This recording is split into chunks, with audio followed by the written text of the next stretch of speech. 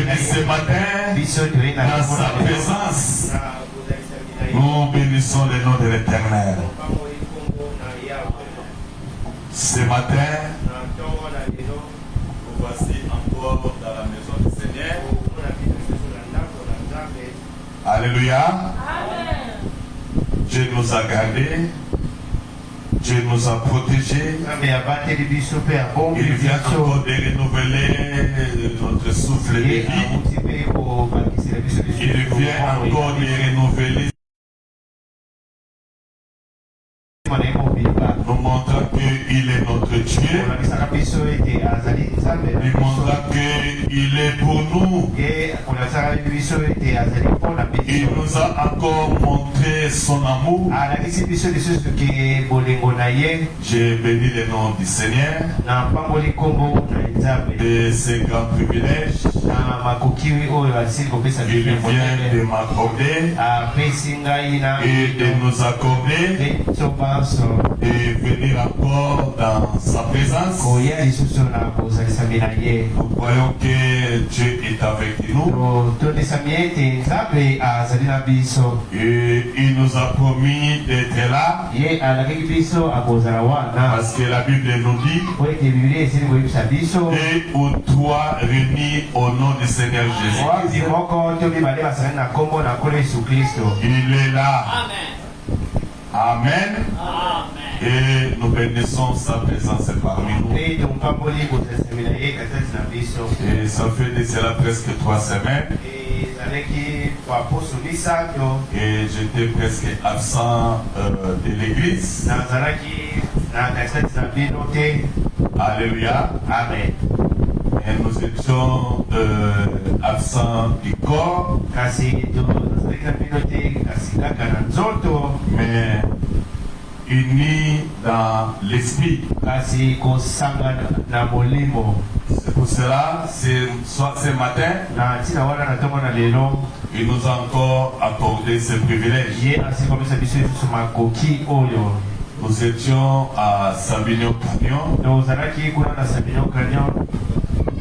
Et nous avons vraiment passé des moments merveilleux. Nous avons essayé un peu de parler sur la parole de Dieu. Et nous avons trouvé aussi un peuple merveilleux qui ont accepté la parole. Et nous étions une bénédiction pour eux. Et ils m'ont demandé de vous transmettre les salutations.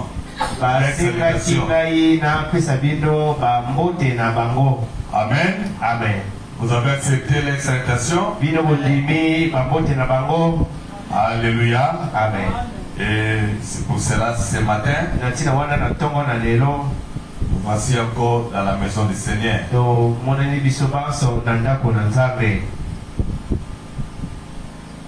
On peut me donner la Bible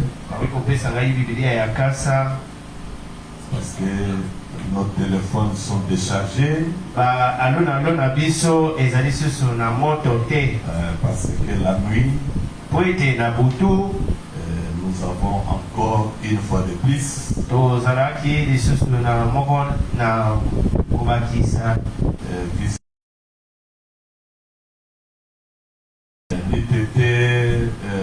la présence de Dieu.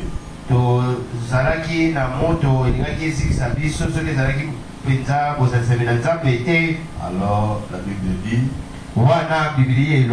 il est un secours qui ne manque jamais dans la détresse. La nuit avant de dormir, j'ai interpellé la famille. Je les ai dit, vous avez perdu de bonnes manières.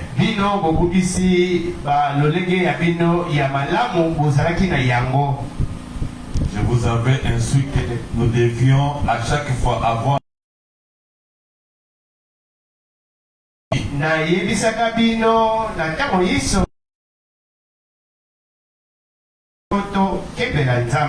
Mais j'ai observé ça fait un bout de temps. Vous n'observez plus cela. Nous sommes entrés dans la prière avant d'aller au lit. Et je crois que la prière, c'est une arme que Dieu nous a laissée.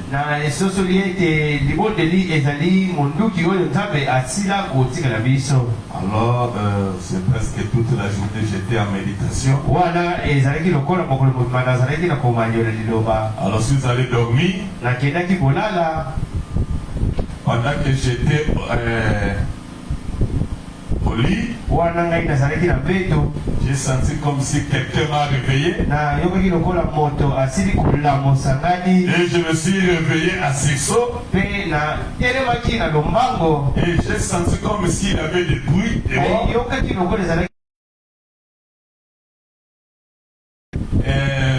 L'odeur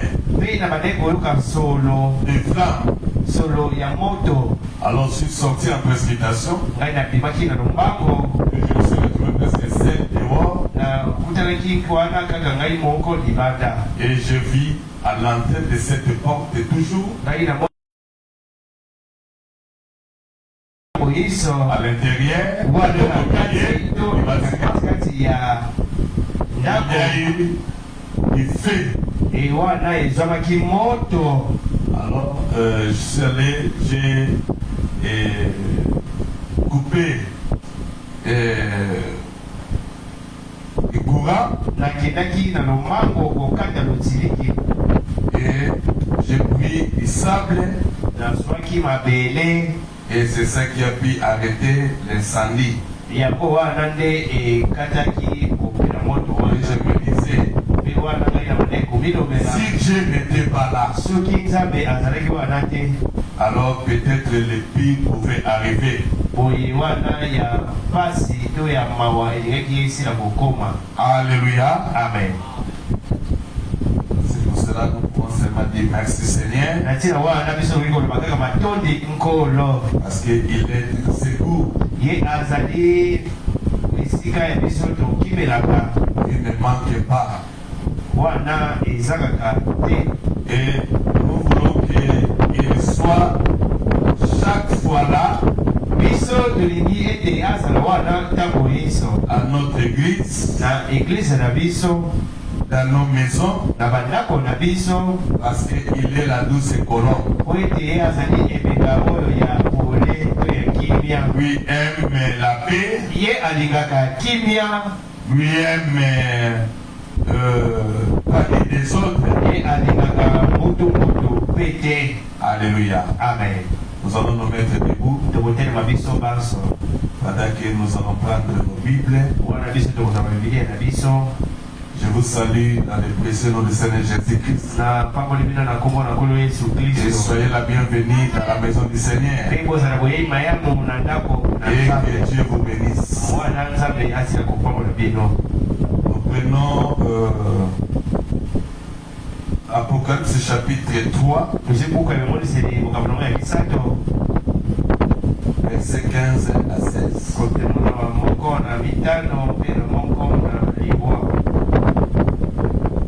Au nom du Seigneur Jésus. Je connais tes œuvres. Je sais que tu es ni froid ni bouillant.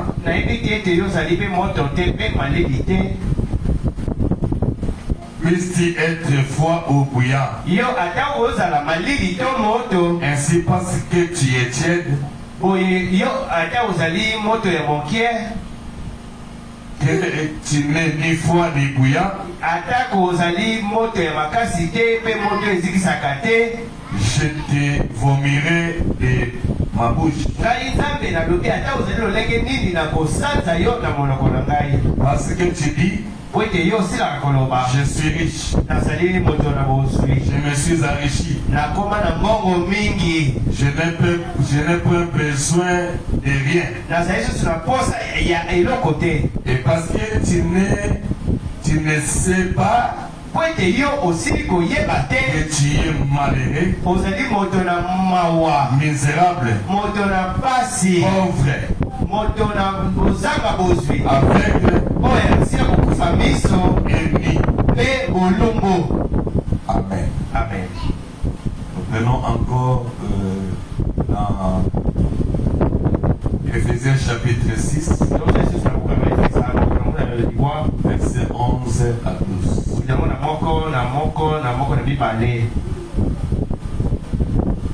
Éphésiens chapitre 6,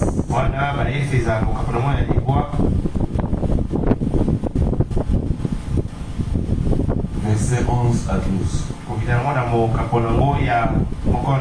Revêtez-vous de toutes les armes de Dieu, afin de pouvoir tenir ferme contre l'église du diable. Car nous n'avons pas à lutter contre la chair et le sang,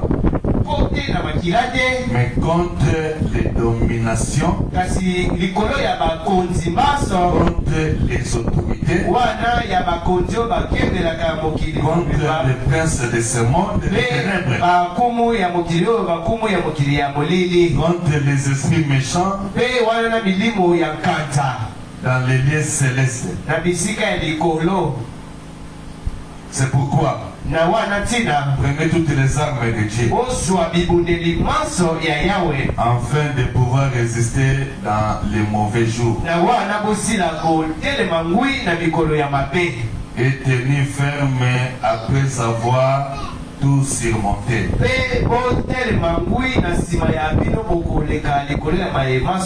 Que le Seigneur bénisse sa parole.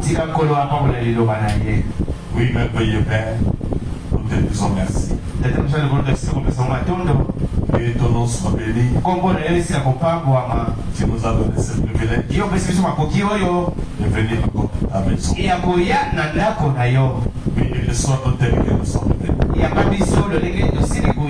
avec nos faiblesses, avec nos péchés, avec nos erreurs, avec tout ce que nous sommes. Son groupe, c'est un groupe de nécessité.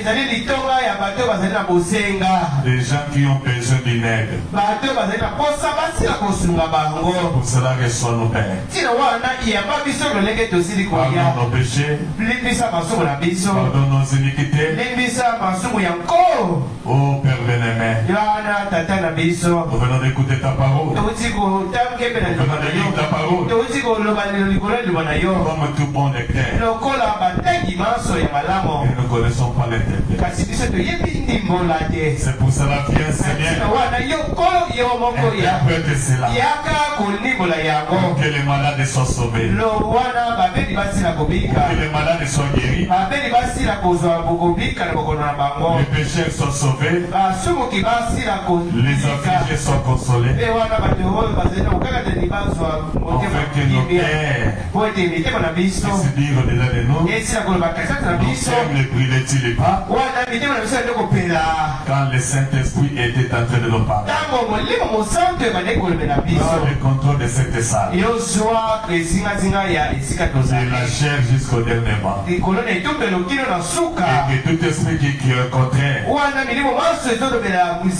soit neutralisé, soit bouté, soit chassé au nom du Seigneur Jésus. Prends le contrôle de cette parcelle,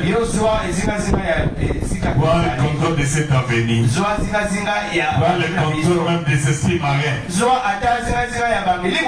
et que tous les esprits puissent te soumettre. Oui, Père bien-aimé, on a dit cette parole que nous avons prêchée, que nous avons réussi. Ce n'est pas seulement en littérature,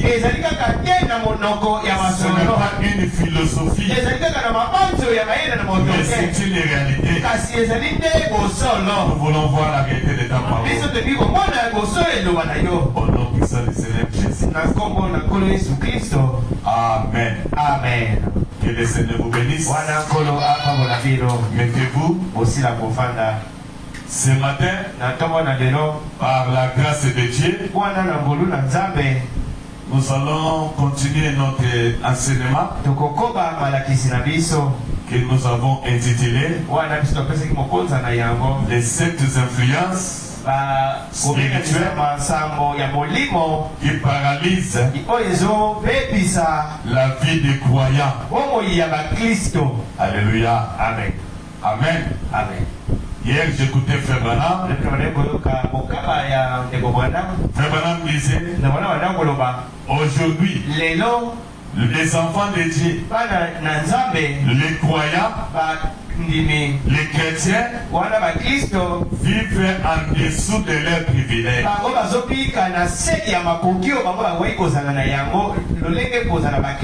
Alléluia. Nous avons essayé un peu d'utiliser cela en 7 points. Le premier point, nous avons déjà parlé sur l'incrédulité. L'incrédulité sur la parole de l'air. Et le second point, nous avons parlé sur la tiédeur spirituelle. Et c'est ça que nous allons encore essayer de parler ce matin. C'est la tiédeur spirituelle et c'est la tradition religieuse.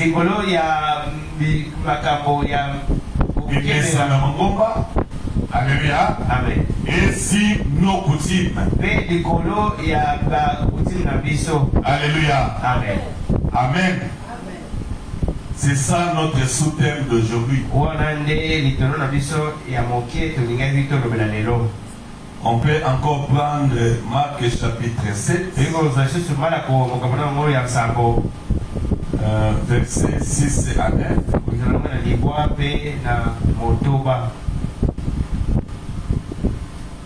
6 à 9.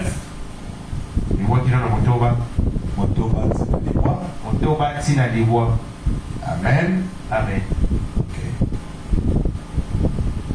La Bible dit ceci. Ne donnez pas les choses saintes aux chiens. Ne jetez pas vos perles devant les pourceaux. De peur qu'il ne les foule aux pieds. Ne se retourne et ne vous déchire. Demandez, l'on vous donnera. Cherchez et vous trouverez. Frappez, on loue et l'on vous ouvrira. Car quiconque demande reçoit. Celui qui cherche trouve. Et l'on ouvre à celui qui frappe.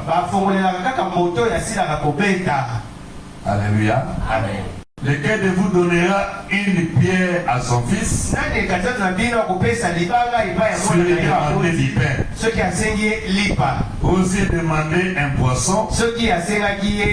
Lui donnera-t-il un serpent? Si donc méchant comme vous l'êtes, vous savez donner de bonnes choses à vos enfants. Et combien plus forte raison votre Père qui est dans les cieux donnera-t-il de bonnes choses à ceux qui les lui demandent. Tout ce que vous demanderez, tout ce que vous voulez que les hommes fassent pour vous, faites-le de même pour eux. Car c'est la loi et les prophètes. Entrez par la porte étroite. Car large est la porte espacieuse. et les chemins qui mènent à la perdition. L'âge est le chemin qui mène à la perdition. Il y en a beaucoup qui entreront par là. Colossiens chapitre 2 verset 8.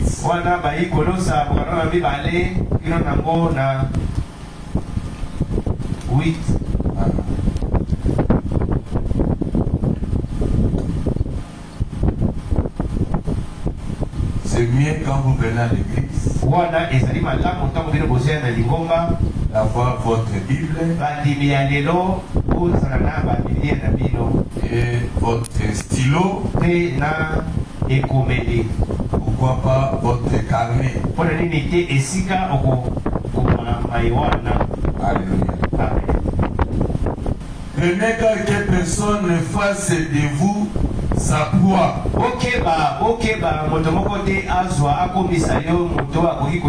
Par la philosophie,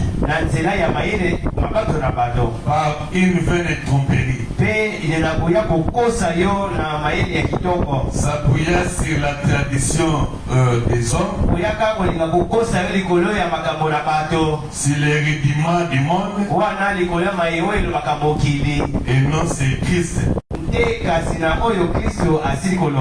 Amen. Amen. Alors ce matin, nous allons essayer un peu de parler sur ces points-là. Alléluia. Amen. Nous voyons dans la Bible, dans Matthieu chapitre 7, au verset 13, Alléluia. Amen. On nous parle de la tradition. Oh, nous comprenons que quand nous nous attendons toujours à notre tradition, à la tradition religieuse, cela peut nous annuler, cela peut annuler la parole.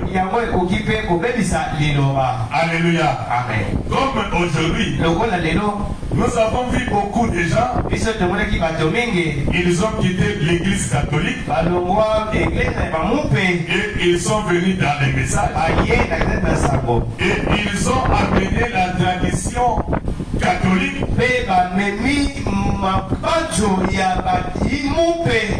Alléluia. Amen. Ils l'ont amené même dans les messages. Quand nous étions dans l'église catholique, on nous a appris 3 dieux. Alléluia. Amen. La tradition catholique nous a appris 3 dieux. Il y avait un Dieu le Père, un Dieu le Fils et un Dieu le Saint-Esprit. Donc on nous a présenté 3 dieux. Alléluia. Amen. Amen. Amen. C'est comme cela. On allait à l'église. On nous prêchait les signes de la crucifix. Alléluia.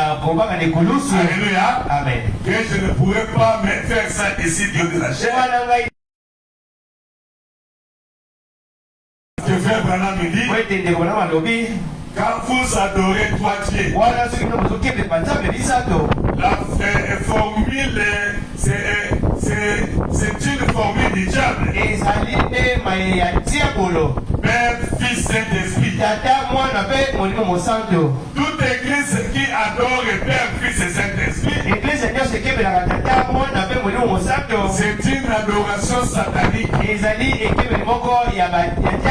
Alléluia. Amen. Alors maintenant, nous voyons, les gens ont quitté les bâtiments catholiques et ils ont amené cette tradition-là. Aujourd'hui dans les messages. C'est ça, moi je les appelle des néo-catholicisme. Alléluia. Amen. Des néo-catholiques. Néo qui veut dire nouveau. Un nouveau catholique dans le message. Comme nous avons l'église néo-apostolique. Aujourd'hui dans le message, nous avons les néo-catholiques. Alléluia. Amen. Ils ont un Dieu de Moïse qui est un grand Dieu avec des barbes qui a déjà vieilli. Alléluia. Amen. Et ils ont encore un Dieu fils qu'il s'appelle Jésus de Galilée. Alléluia. Et aujourd'hui, ils ont encore un autre Dieu. Un Dieu Saint-Esprit. Alléluia. Amen. Amen. Amen. Alléluia. Amen. Amen. Ça, c'est du néo-catholicisme. Un jour, Frère Branham avait une campagne en Allemagne. Ils sont mis des danses. Alléluia. Amen. Et il y a eu un groupe de sorciers qui sont allés se réfugier dans une chambre d'hôtel. Et ils ont utilisé la formule satanique. Père, Fils, Saint-Esprit. Père, Fils, Saint-Esprit. Père, Fils, Saint-Esprit. Et il y a eu une grande tempête qui est venue et voulait emporter. Et Frère Branham, en tant que prophète, il pouvait voir même au-delà. Il a compris que c'était une attaque de Dieu. Et il a réprimandé cet esprit-là. Alléluia. Amen. Amen. Amen. Et le calme s'est rétabli. Raison pour laquelle, avec cette tradition, cette tradition est entrée même dans les messages. C'est comme cela que vous trouverez des néo-catholiques. Ils ont pris à Noël. Ils ont introduit cela dans le message. C'est pour cela, vous verrez, chez les anciens catholiques, ils fêtent le 25 mai. Chez les anciens catholiques et chez les néo-catholiques, et ils fêtent le 6 avril. Et vous allez chez les kimbamistes, et c'est le 25 mai. Alléluia. Amen. Nulle part dans la Bible, vous trouverez Noël. Ce sont des traditions catholiques. Nous ne nions pas le 6 avril. Le 6 avril, il y a eu une grande constellation des étoiles qui nous a montré qu'il y a un don sur la terre. Alléluia. Amen. Mais nous ne pouvons pas faire de cela notre credo. C'est un bon moment de les enfants de Dieu, de leur parler de cette visitation. Alléluia. Amen. Et aujourd'hui, quand vous allez dans la... Alléluia. Amen. Amen. Amen. Et les disciples l'ont rencontré 3 jours après sa mort résurrection.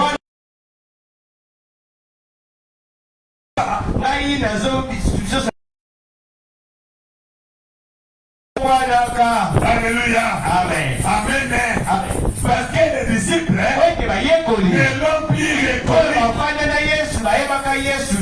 Ils n'avaient plus le même terme vocal. Ils n'avaient plus la même figure. Il n'avait plus la même taille. Alléluia. C'est comme cela. Les disciples l'ont dit. Es-tu étranger ici à Jérusalem? Ne connaissant pas ce qui s'est passé. Alléluia. Amen. Amen. Amen. On ne reconnaît pas Jésus par sa façon de parler, par sa façon de marcher. Alléluia. Ils l'ont reconnu à partir de la parole. Même aujourd'hui. Alléluia. Amen. Amen. Amen. Tu le reconnaîtras à partir de sa parole. Alléluia. Amen. Amen. Dans le message, nous avons amené nos compréhensions dénominationnelles. Nous l'avons amené même dans la parole. Alléluia. Amen. Gloire à Dieu. Amen. Amen. J'aimerais dire ceci. En sortie du camp. Alléluia. Amen. Amen. Il a vu Dieu dans la chair humaine. Alléluia. Amen. Alléluia. Sorti du camp. Paragraphe 56 à 70. Écoutez très bien. Il y a 3000 ans, un homme pouvait rencontrer Dieu presque n'importe où. Alléluia. Amen. On ne peut pas seulement venir rencontrer Dieu à l'église. Dieu, il est omnipotent. Il est omniprésent. Alléluia. Amen. Marie, la mère de Jésus, il a rencontré Dieu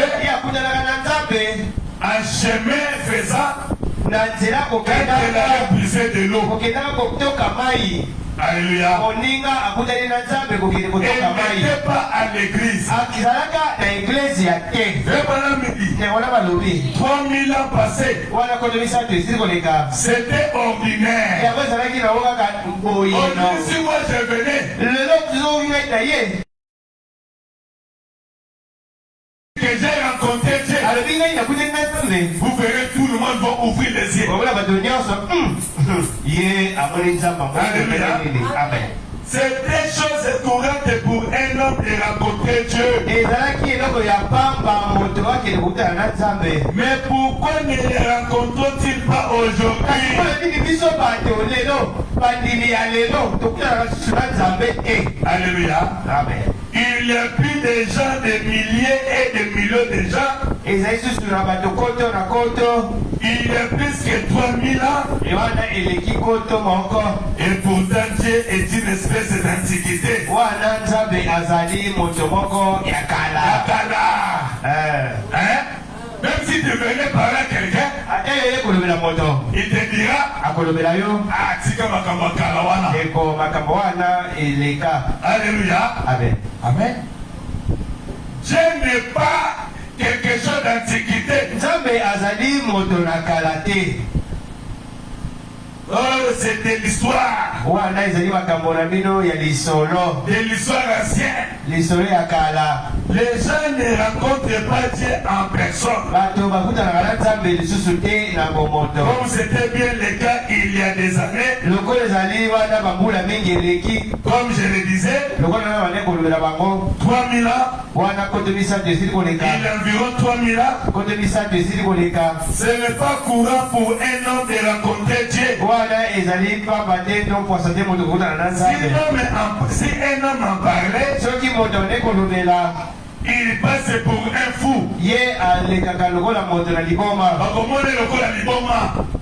Alléluia. Quelqu'un qui a perdu la tête.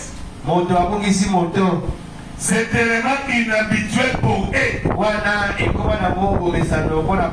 Alléluia. Amen. Même aujourd'hui, ce qui s'est passé la nuit, si c'était dans l'Ancien Testament, on va dire, j'étais endormi et j'ai vu un ange venir me réveiller. Alléluia. Amen. Amen. Amen. Dieu est là. Alléluia. Amen. Écoutez, dans le cas d'Abraham et dans son cas, c'était presque un fait journalier pour Abraham de rencontrer Dieu.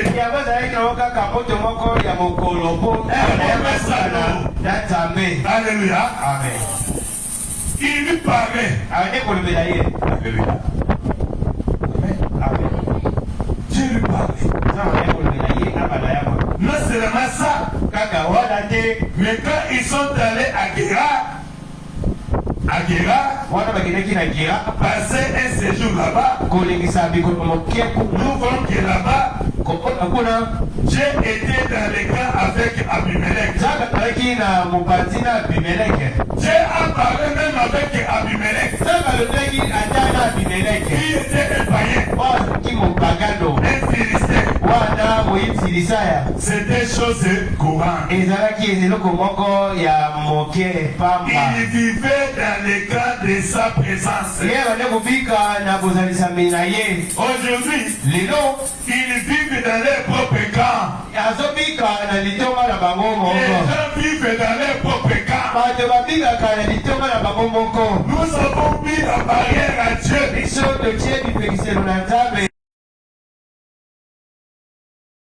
Nous avons des difficultés.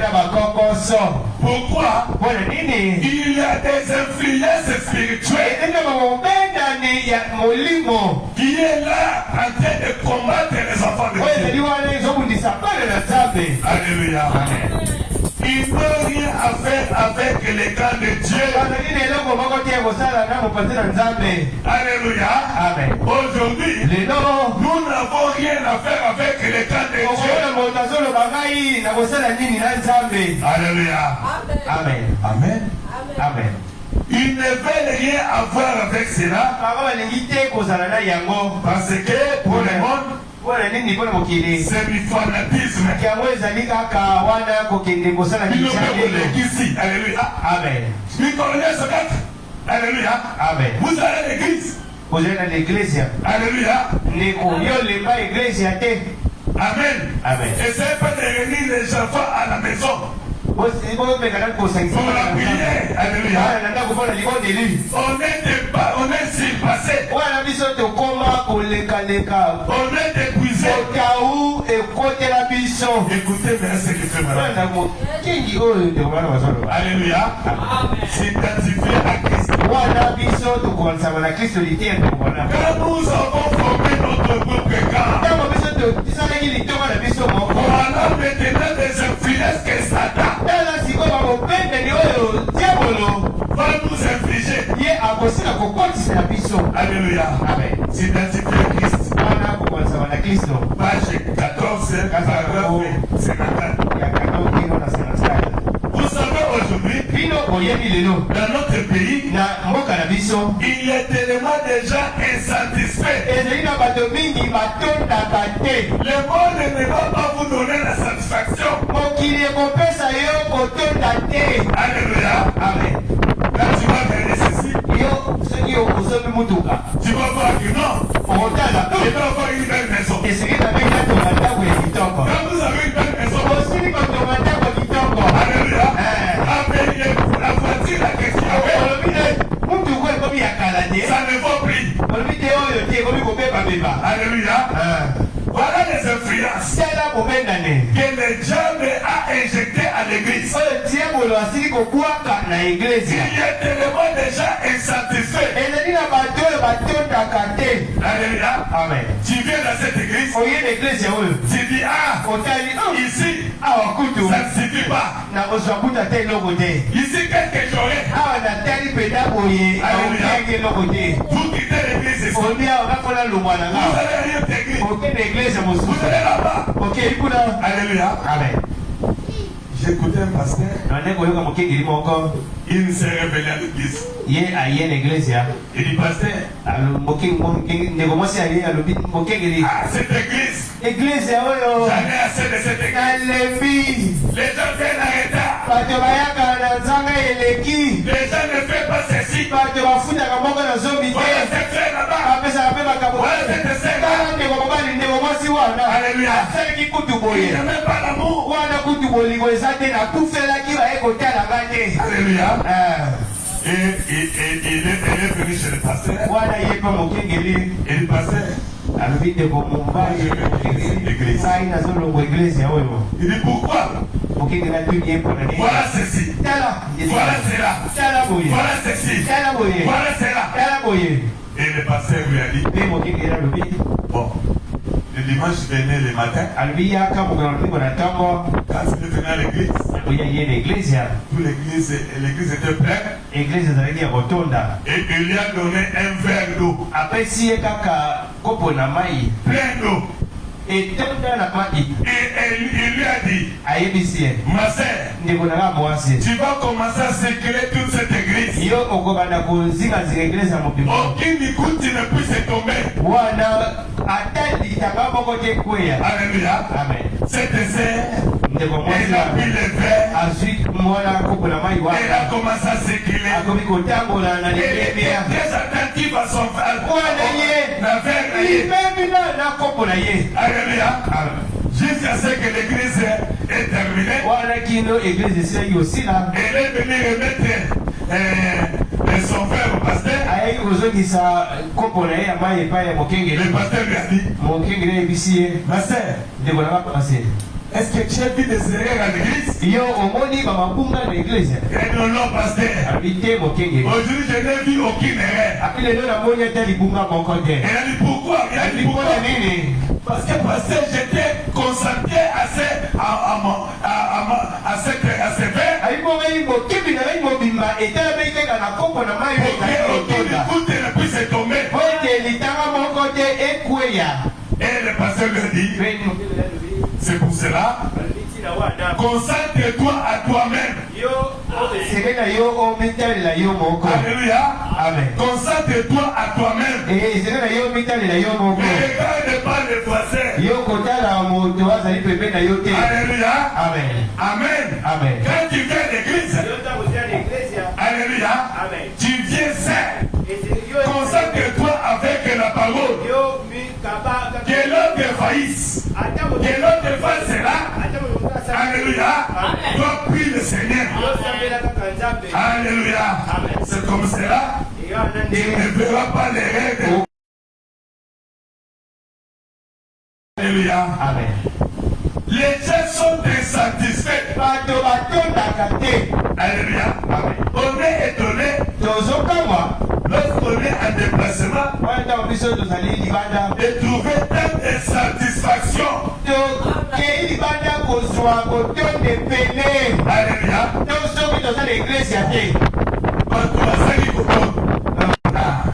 Les gens ne savent de quel c'est qu'ils viennent.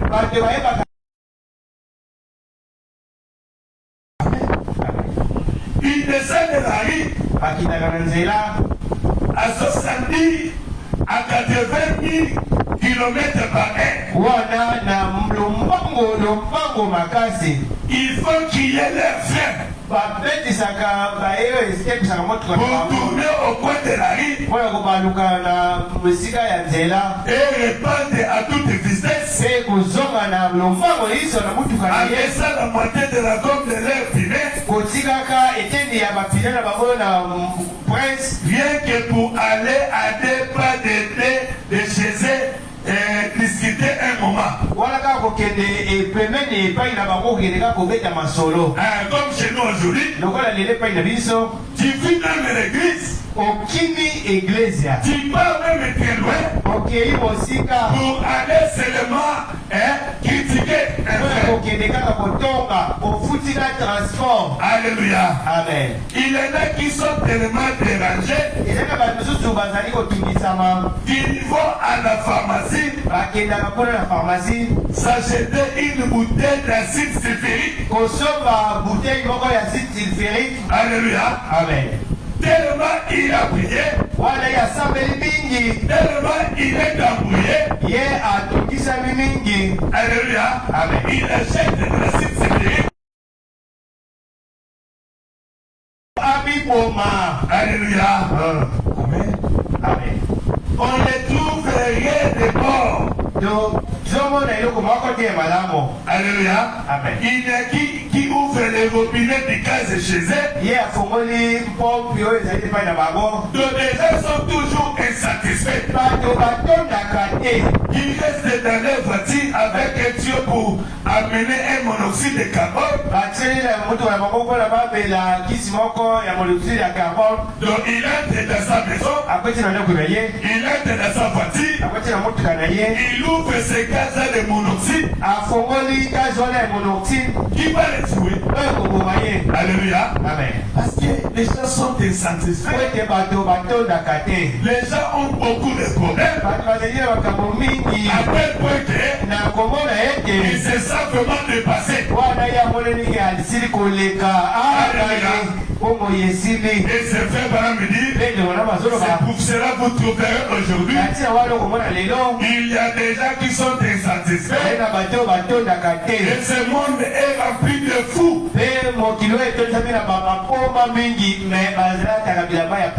Alléluia. Amen. Les hôpitaux sont pleins de gens insatisfaits.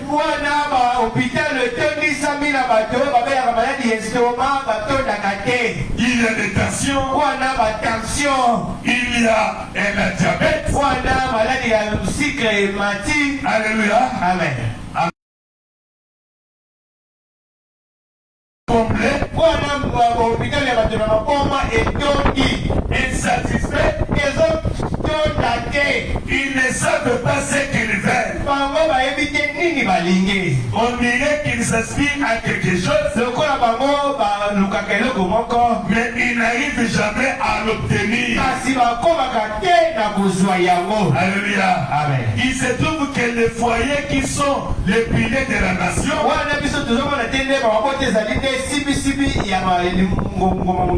de l'église, il se trouve que les foyers s'épuisent. Alléluia. Amen. Tout ça, ce sont des influences et des diables fait tout pour paralyser l'église de Dieu, pour paralyser les croyants. Les gens n'ont plus confiance à Dieu. Les gens sont fatigués. Alléluia. Amen. Amen. Amen. Amen. Les gens sont tellement fatigués. Mais ce matin, je vais vous dire, il y a encore des bombes en galère. Le problème c'est quoi? On nous a donné des mauvais vaccins. Alléluia. Amen. Amen. Amen. On a peur de nous dire la vérité. Va se vider. C'est pour cela on nous a donné des vaccins des enfants. On a peur de nous exposer au soleil. Alléluia. Amen. On est obligé de nous cajoler. On est obligé de nous baisser. Alléluia. Amen. La communion de 1962, 4 février. 4 février. Le Bible dit ceci. Au paragraphe 105. C'est ça le problème des gens aujourd'hui. C'est ça le problème de l'église. On nous a administré tellement de vaccinations infantiles. Alléluia. Amen. Devinez un papa de 50 ans. On lui donne le vaccin de poliomyélite.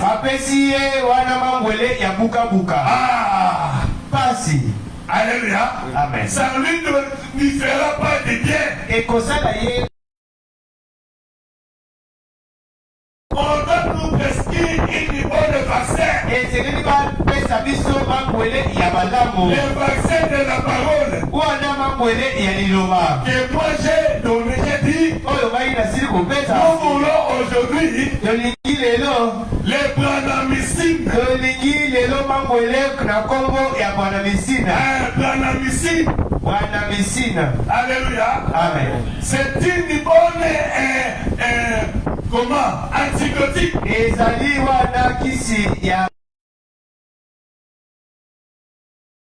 Quand la maman donne naissance à son enfant,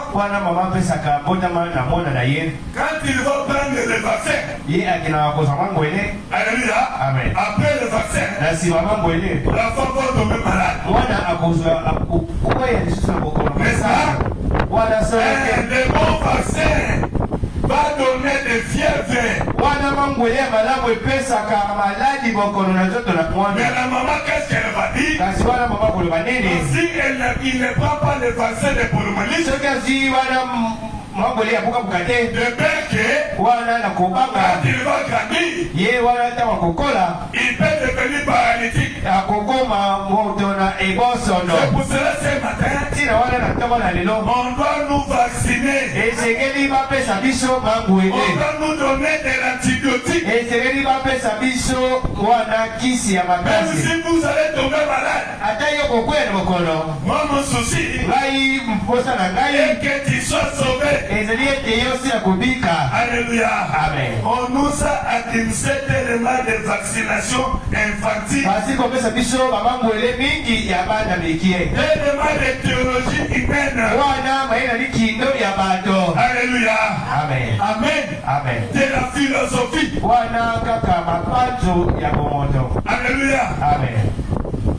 Quelle est la place de la banane dans le message? Pardon? Et si quelqu'un ça me sert. Alléluia. Amen. La place de la banane. Alléluia. Amen. Amen. Amen. Amen. Oui. D'abord en Égypte. Alléluia. Amen. Pour que les enfants d'Israël soient sauvés. Qu'ils puissent être épargnés de la mort. Pendant que l'ange de la mort circulait, on devait prendre l'agneau. On tuait l'agneau sans défaut. On prenait le sang de l'agneau. On mettait sur les létons. Et on prenait l'agneau. On devait le manger avec les excréments. Alléluia. Je vous apporte aujourd'hui. Alléluia. Amen. Même la peau de banane, c'est un antioxydant. C'est aussi quelque chose de bien pour la digestion. Alléluia. Amen. Amen. Amen. C'est bon pour la digestion. C'est un antioxydant. Ça donne de force avec nos antibiotiques et nos antigènes. Alléluia. Amen. Amen. Amen. Gloire à Dieu. Amen. Amen. Oui. Gloire à Dieu. Il y a tellement de théologie humaine que Nous sommes complètement favorisés. Alléluia. Amen. Il n'y a plus de la vie. Donc comme il peut peler. Alléluia. Amen. Gloire à Dieu. Ce qu'il nous faut, c'est la vaccination de Dieu. C'est la branamycine. Alléluia. Amen. Amen. Amen. La vaccination de Dieu par la parole du Seigneur. L'homme vivra chaque jour de cette sorte de nourriture afin d'édifier son âme. Qu'elle soit vaccinée contre les maladies spirituelles. Qu'elle soit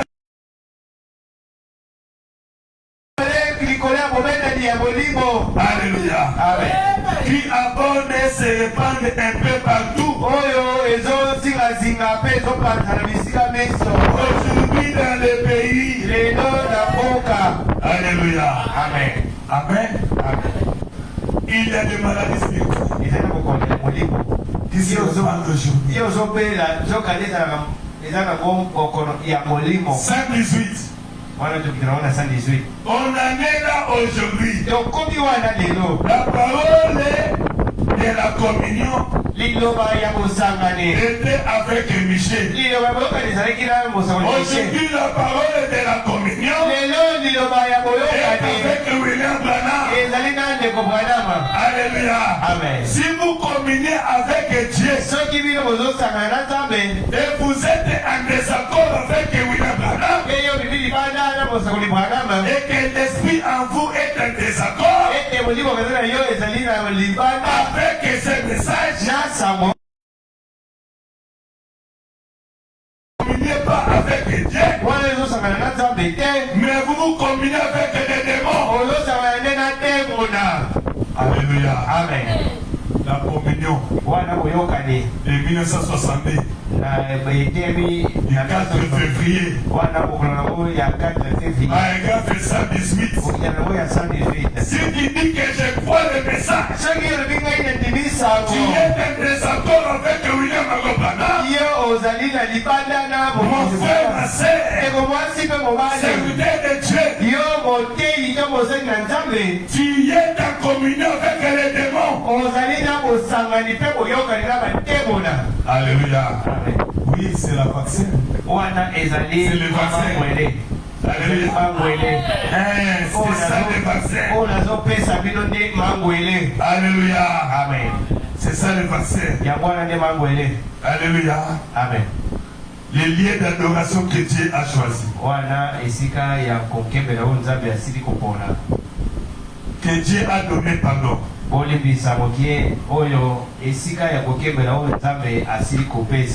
Paragraphe 95 et 98.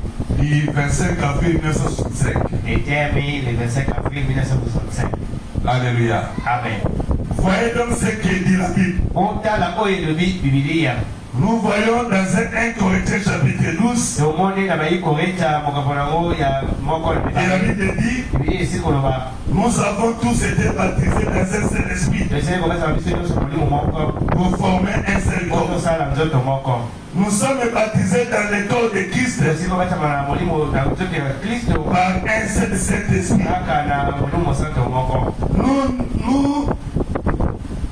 Nous n'y entrons pas en étant secoués. Alléluia. Comme aussi introduit dans le message, une tradition juive. Alléluia. Amen. Amen. Nous ne recevons pas de cet esprit par imposition de main. Alléluia. Amen. Mais vous devez venir, vous croyez la parole. Amen. Alléluia. Amen. Vous demeurez dans cette parole. Amen.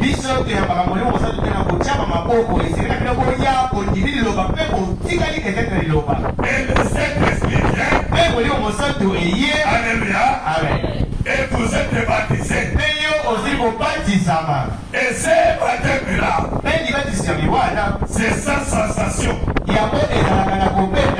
Alléluia. Amen. Nous n'y entrons pas en étant secoués. Nous n'y entrons pas en y adhérant.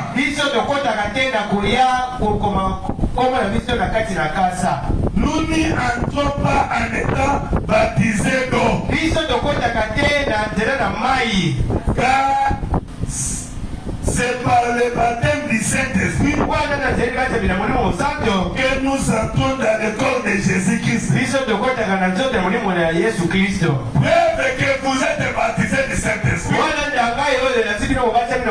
Quand tu peux croire toute la parole. Alléluia. Amen. Amen. Amen. Alléluia. Amen.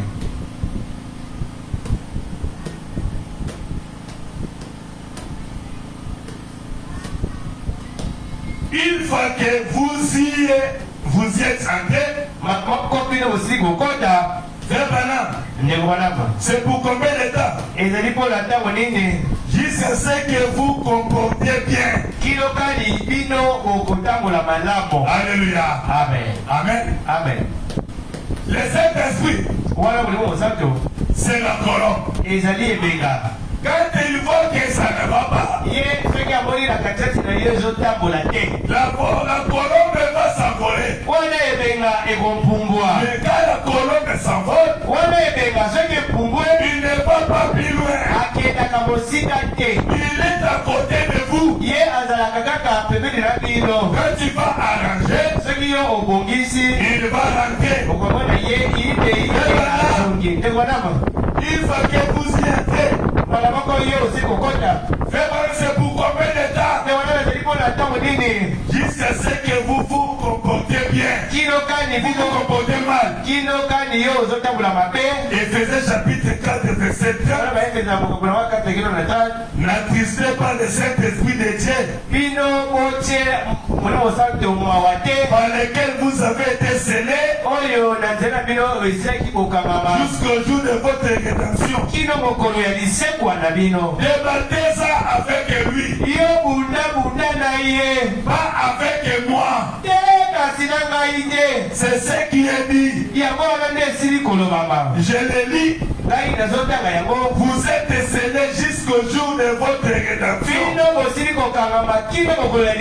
Jusqu'au jour où Jésus viendra vous chercher. Yo. Alléluia. Amen. Alors réfléchissez à ça. Alors vous n'êtes plus vous-même. Vous êtes une nouvelle créature. Ou en grec ici ça veut dire une nouvelle création. Vous avez été recréés. La puissance de Dieu vient sur vous. Vous êtes créés une nouvelle créature. C'est ce qui fait que tout l'être physique, l'être spirituel et tout est soumis à la parole de Dieu. Alléluia. Amen.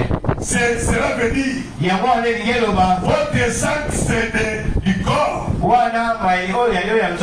votre toucher, votre odorat. Alléluia. Amen. Votre goût, tout. Même votre les cinq sens de l'esprit et votre âme, tout est soumis à la parole de Dieu.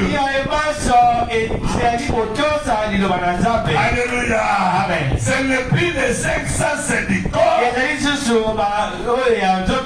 qui peut te conduire. Ce n'est pas vos sentiments de l'esprit qui peut te conduire. Mais tu es conduit, tu tu es soumis à la parole de Dieu. Comment pouvez-vous que vous êtes chrétien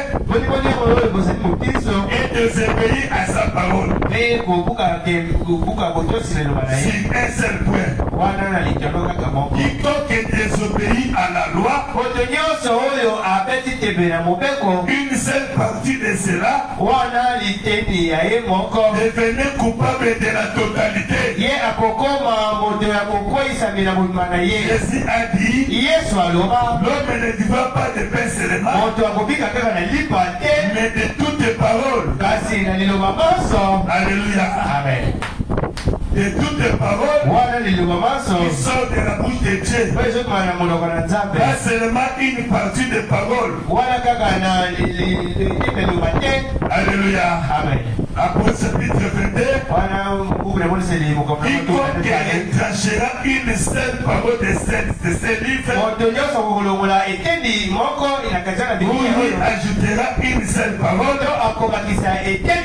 devra sa part retrancher du livre de vie. Nous ne devons rien retrancher de la Bible, ni rien y ajouter. Il ne faut dire que ce qui est dit. Répétez seulement ce qui est dit. Alléluia. Amen. Oui, c'est ça notre vaccin. Alléluia. Amen. Que pensez-vous de Christ? Alléluia. Amen. Que pensez-vous de Christ? Écoutez ce que fait Madame dit. Paragraphe 15 et 17.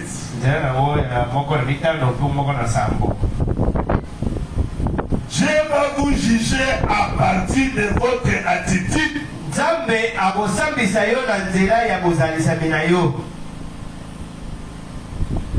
Alléluia. Envers Jésus-Christ. Nous avons vu le jeudi.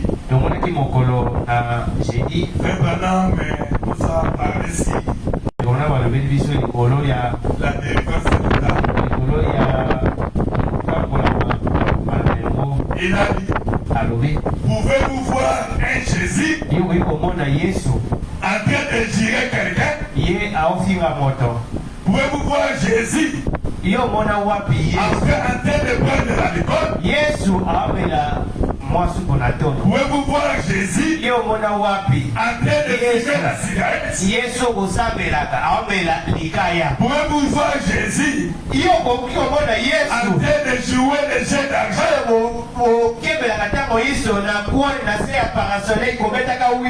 Alléluia. Mais frère Branham me dit, l'église de Dieu ne peut pas vivre à partir des jeux d'argent. Mais l'église de Dieu va vivre à partir des dîmes des offrandes. Alléluia. Amen. Amen. Amen. Dieu va vous juger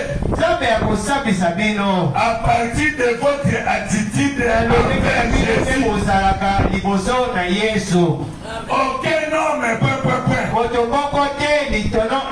l'enfer n'a pas été fait pour les chrétiens. L'enfer a été fait pour les incroyants. Dieu a fait tout son possible pour vous amener, pour amener les gens à éviter l'enfer.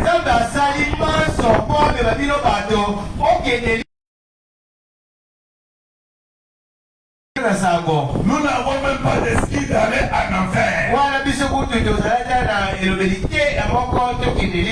Alléluia. Amen. Quand vous lisez dans les âmes qui sont en prison, je suis allé en enfer. Alléluia. Amen. Il a dit l'enfer. C'était tout son fait. J'ai compris